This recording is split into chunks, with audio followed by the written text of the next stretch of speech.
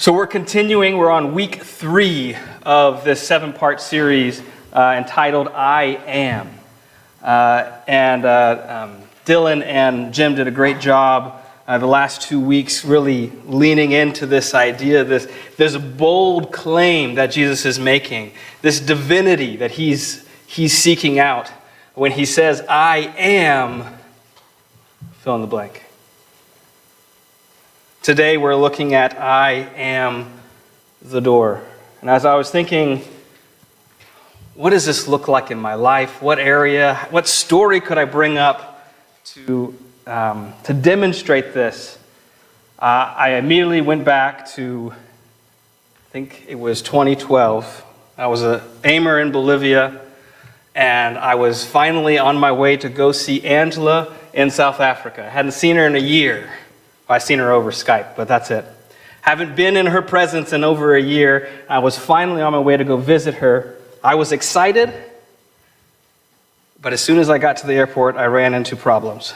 And if you've traveled, as I'm sure several are traveling right now, are running into problems, you know that's not a very uncommon thing. But as soon as I got to the airport, on my way from Bolivia to Brazil, I realized that I did not have my yellow fever vaccination card. For one, I didn't actually need my yellow fever vaccination card, but they said I needed it, so I needed it, right? I ended up, after scrambling and doing a whole lot of worrying, I did a really good job at that, I ended up paying someone $100 to get me a new one. And he ran out of the airport.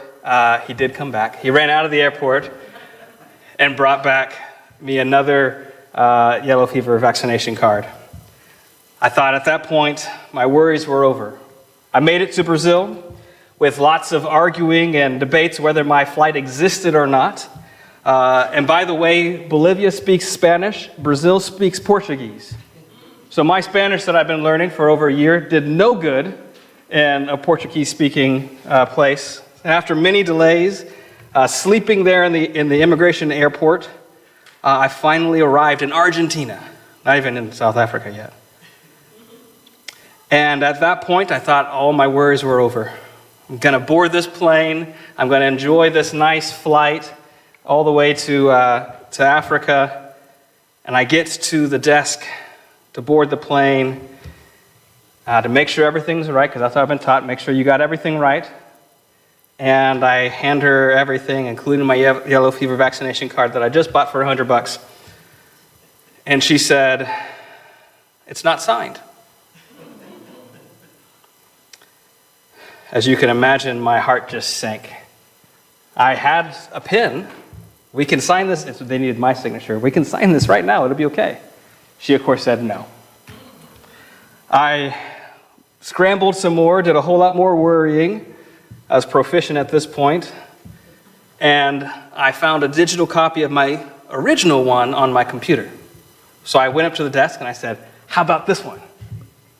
And she said, "There's no date on that." So now at this point, I have one hard copy of this card and one digital, one with a signature and one without. But I don't have what it takes in order to get through the plane or get into the plane. And I sat there, deflated, ran completely out of ideas. I don't know what else to do at this point. Am I just going to stay in Argentina for 3 weeks until my flight back? I don't know. I don't even have the ability to get out of immigration here. And I don't know if it was out of pity or mercy or I just looked like a kicked puppy. But as they were boarding, she called me up and she said, "Okay, you can go." Maybe it was a power move, I don't know. But at this point, recognizing that there was nothing I could do to get on that plane, she was the door that I had to get through. No scrambling, no arguing, no paying extra, nothing could get me through that door except going through her. Church, that's exactly what Jesus is saying about himself when he says, "I am the door." Access to him cannot be earned or bypassed. If I tried to push my way through the plane, I definitely would be going to South Africa. It must be entered through Jesus and Jesus alone. Truth is that some doors can't be opened by yourself, just like Jesus, just like we see salvation. So go ahead and turn with me, if you will, to John chapter 10, where we find our text. John chapter 10, where we see this next I am statement of Jesus. To set the scene a little bit, and put your mind into the place that Jesus was when he made this statement for the first century Jew, it would have felt like access to God was highly regulated. In fact, Jim's image that he showed up last week about the temple showed that depiction pretty well. There were divisions, there were circles, if you will, of entrance into the presence of God. You had the court of Gentiles, in which everyone was allowed to step into and be a part of, whether you were a Jew or not. You could come into that section. And then, but there was a clear designation. If you are not a Jew, they actually had a sign that says, "Do not enter." It's a great sign for a church, right? Do not enter. You're not allowed here. And after that point, there was another circle, which was the court of women. Women could only go so far. They couldn't get in past this point. And then we had the court of Israel, or the court of men, that were open to all Jewish men that were allowed. And then, of course, we had the court of priests and the holy place and the holy of holy place. There was this boundaries that were set up, these circles, if you will, that said you can get this far if you meet this requirement. And you can get this far if you meet this requirement. And some of those requirements had nothing to do with who you were or what you did. It had just plainly to be whether you were the right gender or the right race. There were boundaries and exceptions. And by the way, the court of Gentiles, even if you became a Jew, even if you were a proselyte, you could not enter past that point. You were always at a distance from God. And for most people, God felt like this. It felt at a distance. God's only in that place. And participation in worship was limited. It was limited by rules and social boundaries. Life was lived outside the most sacred spaces. And the sense of access to God was often restricted, mediated, and controlled. And into this tension, this reality of life for the Jews, Jesus speaks these words in John chapter 10. We'll just start in verse 7 for today. So Jesus said to them, "Truly, truly, I say to you, I am the door of the sheep. All who came before me are thieves and robbers, but the sheep did not hear them. I am the door. If anyone enters through me, he will be saved and will go in and out and find pasture." Verse 10, "The thief comes only to steal and to kill and destroy. I came that they may have life and have it abundantly." It's a beautiful passage, and this is I'm really trying not to tread on Steve's sermon next week with shepherds, so I'm going to try to limit that component as much as possible. But this is really I Am the Shepherd part 1, right? And Jesus here hits two symbolisms in one. He talks about this idea of being a shepherd, and he talks about this idea of being a gate or a door.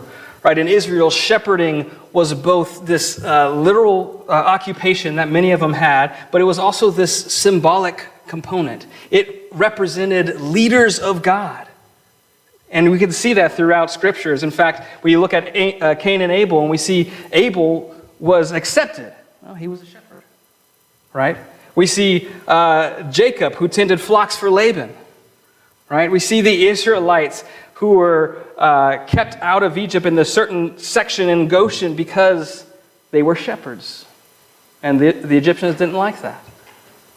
Right? We see that with Moses, who became a shepherd before leading the people of Israel. And we see that with David, king of Israel, who was a shepherd. And so this idea of shepherding connected with the people of Israel. They thought of it as good leaders or good shepherds.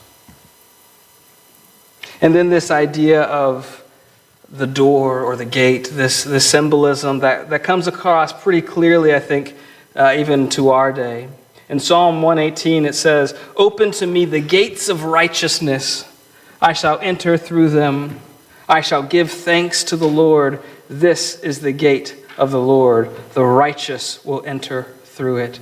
And so this idea of this gate or these doors symbolized access into the presence of God. The lifting or the opening of doors also had this ceremonial or symbolic act in which the authority, the king, the priest, the shepherd was entering the city. It was recognized as their right to control what enters and exits. Psalm 24 verse 7 says that, "Lift up the heads, O gates, and be lifted up, O ancient doors, that the King of glory may come in." And so when Jesus says this, he's really hitting on these very vivid images of what would have been very symbolic for the people of Egypt. It would have been this shepherd and these doors. But at the same time, as was Jesus, he also communicates this idea of in very practical terms. And it's very possible as he was talking in this moment that he saw a sheepfold and decided to mention how he is connected to that idea. And so there's two possibilities of what would have looked like a sheepfold in the time of Jesus. It would have been one that was in the countryside. It would have been a stone perimeter in which which there was one access point, and the sheep would have stayed there. And in order for the sheep to stay safe, the shepherd would literally lay in between that doorway, that threshold, that access point, allowing what to come in and what to come out. He would literally become the door for the sheepfold. And anyone who didn't enter through that, you obviously know that they're a thief or they're someone with nefarious intentions, because that's not how you access the sheepfold. You go through the opening. The other one is that there are oftentimes shepherds in the city, and in order to take care of their sheep, they would often have a communal courtyard or enclosure in which all of the shepherd's sheep would go into, right? And we see this in John 10 when Jesus says, "And I call to my sheep, and the sheep hear my voice, and they know who I am, and my sheep come to me." That would have been the idea, that there would have been a hired guard, a hired person at the door of this sheepfold. And when the shepherd come, he would open the gate, and the shepherd would call for his sheep, and the sheep who know his voice would come out of that communal gate. And so that's kind of the idea or the picture, the word pictures that we see in this section here. But the reality is that when Jesus makes this claim, when he says that I am the door, he's identifying himself as the only legitimate access point to God. This is a bold assertion that excludes every human substitute or false path. And so the way I see it is that there's two components of this that we should mention in terms of exclusion. One is barriers. These are human systems, traditions, or authorities that often create obstacles that make access to God feel limited. In Jesus' time, this may have included all these extra rules that were added on to the Torah. Maybe rituals or restrictions around temple. But these are things that we have devised, that we have created, that have made this barrier, created this point that says you cannot enter. It's at the end of the Gentile court that says do not enter because you haven't done this, this, and this. Ezekiel 34 expresses this idea that shepherds at the time were feeding themselves, the leaders of Israel. They were feeding themselves rather than the flock, and they failed to protect and to guide the weak. And Jeremiah depicts these shepherds, these leaders, as being people who were scattering and destroying the flock, leaving them vulnerable. Are there barriers in our lives that we are putting up? And oftentimes these are things that God's never expressed. I just don't feel like I can enter into this space today because of X, Y, and Z.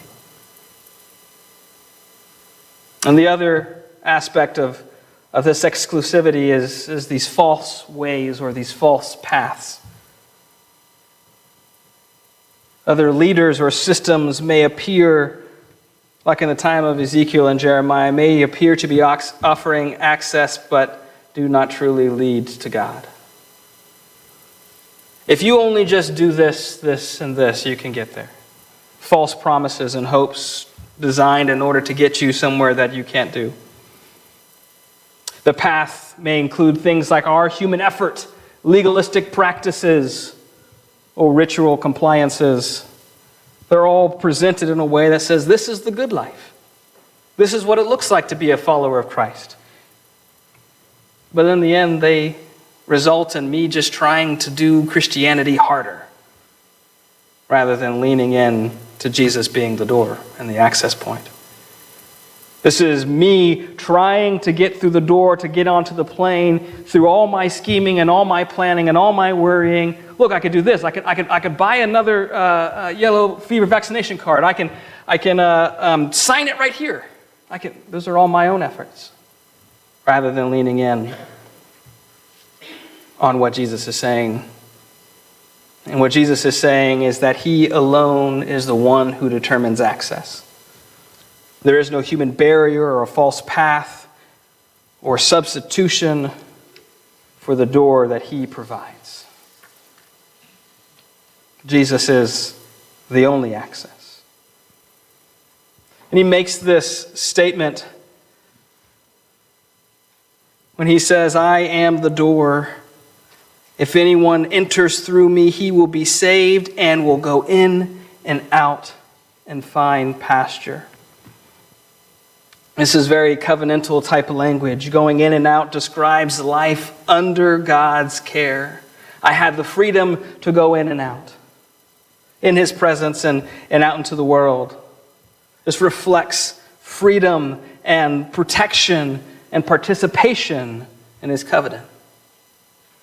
It signals more than just movement. It points to a daily life ordered by God's presence, as He is the one who brings me in.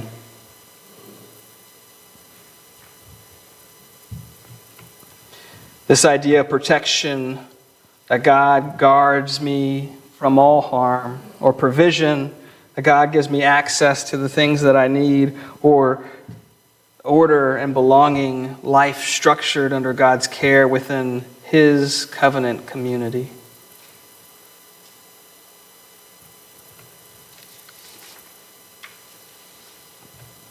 Entering through the shepherd's door brings full participation in God's protection.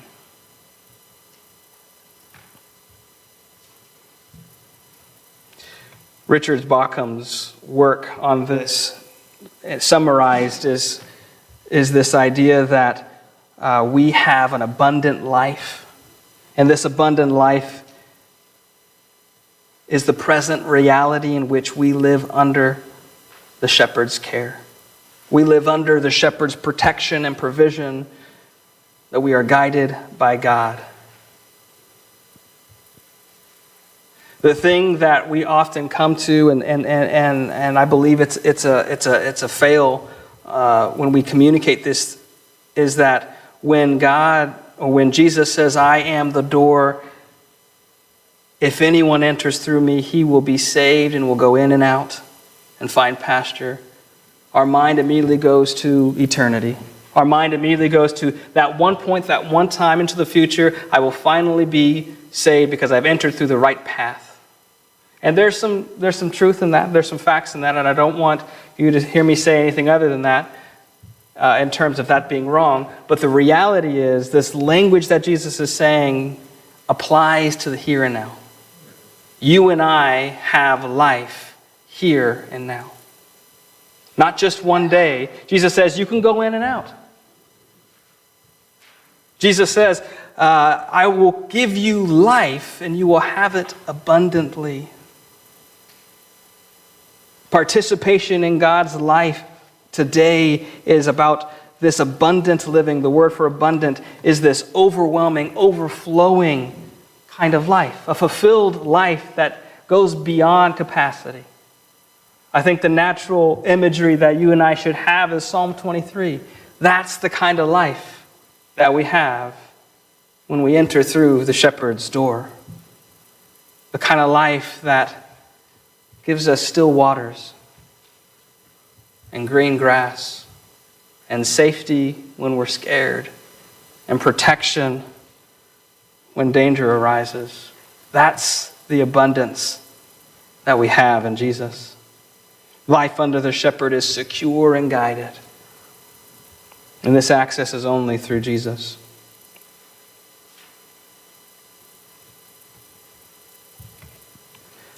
Abundant life is a shepherd life. Abundant life is secure and provided and flourishing because of the one who guards the door. Not because of anything that we have done, not because of our ability, not because of our goodness, not because of any other thing that we like to push up there, but because of the shepherd. So we have to ask ourselves, how does this apply to me today? What does it look like? How can I enter through this shepherd's door and experience the kind of abundant life that Jesus is offering? I think the truth is that you and I, church, need to acknowledge and to recognize that we often try to approach God through our own efforts and our own rules and our own expectations. That Jesus' claim here, his proclamation to deity and being this access point to the Father, it challenges us. It challenges us to consider where we are relying on our own human abilities and where we need to let go. We often carry internal barriers. We often bring fear and shame or pride that prevent us full access to God's presence for whatever reason. And for some of us, that may mean because I don't think I'm worthy enough to be in this place or be this close. For other, it was the idea that, well, I have to do these things first. I remember a story my mother would tell about her mom. Her little sister fell out of a tree and broke her arm. And of course, when she fell into a big mud pit. And so her mom picked up her little sister and went into the house and washed her up before going to the doctor. Why? Because we can't go to the doctor all muddy. Heaven forbid. What will people say? And the truth is, church, I feel like we do that with God all the time. I have to present myself a certain way because I can't come to God all dirty. And we put these barriers on whether we have access or not. And I think it's difficult, and I think it's even ironic. Because where else do we do this in our life? Are there times when we are, I'm not going to go through the door, even though that seems a lot easier. I'm going to make this a lot harder for myself and try to hop the fence and get in the back door. To me, this is one of the only areas in our lives where we're like, I'm not going to go the easy path, thanks. I'll try this harder on my own. And we beat our head against a wall that Jesus never intended for us to beat our head against. We have to learn to trust this shepherd. You see, Jesus doesn't just open the door, he controls the entry point. He watches over us. He is the door and the shepherd. And this can feel unsettling. Why? Because it requires surrender. It requires me letting go of my control and my worry and my forcing myself. I can get through this door onto this plane on my own. Somehow I can figure this out. But I can't. I have to surrender and be at the mercy of the shepherd.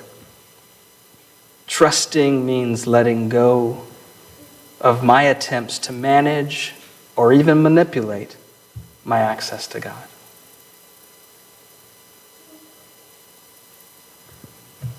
This abundant living that we have access to,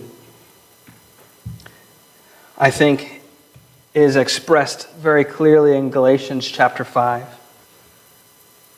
where we have Paul writing out the byproducts or the fruit of what happens when the Spirit of God is living and dwelling inside you. Abundant life in this context is seen in how we live day to day. Because with the Spirit of God inside us, church, we have peace in uncertainty. We have joy in the ordinary moments. We have patience in frustration, kindness in relationship, and love that endures.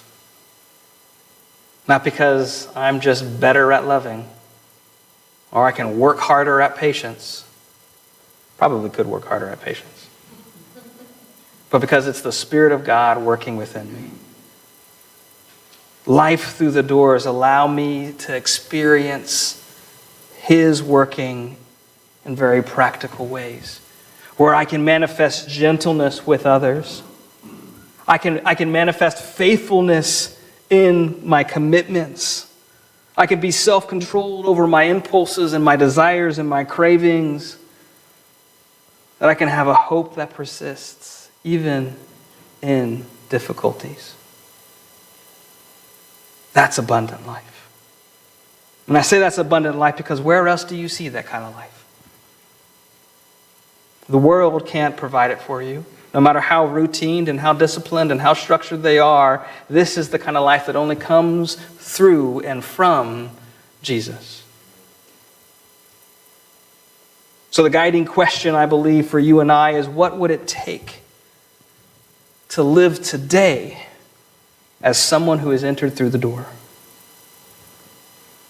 What would it take to trust Christ's care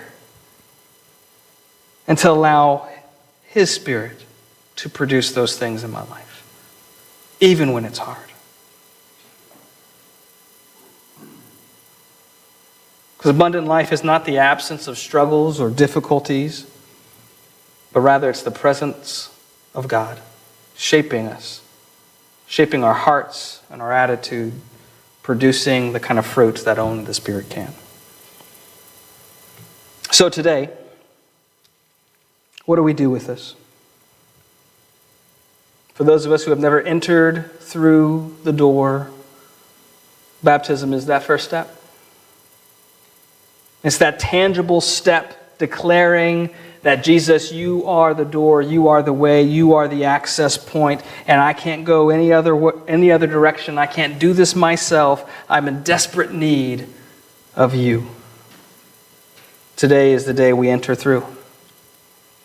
For those who have done that, and maybe you still feel the struggles with barriers like fear or shame, self-reliance, taking one internal step this week, how can I surrender to Jesus? How can I make Him the door that I need to walk through today? Is that through prayer and confession? Maybe it's a good long look at identifying what your struggles are. So many of us, we don't even know what the thing we're struggling with is. Put it down, write it out. surrender it to Christ. Participation in abundant life requires us to choose one step forward. It requires us to make that entry into the presence of God. Because the veil has been torn, church. Access is no longer restricted. Jesus says, "Come to me, and I will give you life." Whatever it is that you may be struggling with, whatever barrier or false path that you are dealing with, church, we want to pray for you, pray with you. You don't have to do this alone. If there's anything that we can do, anything that we can love on you for, let us do that. Because this is what the church does. Because this is who our God is. So come forward as we stand and sing this invitation song.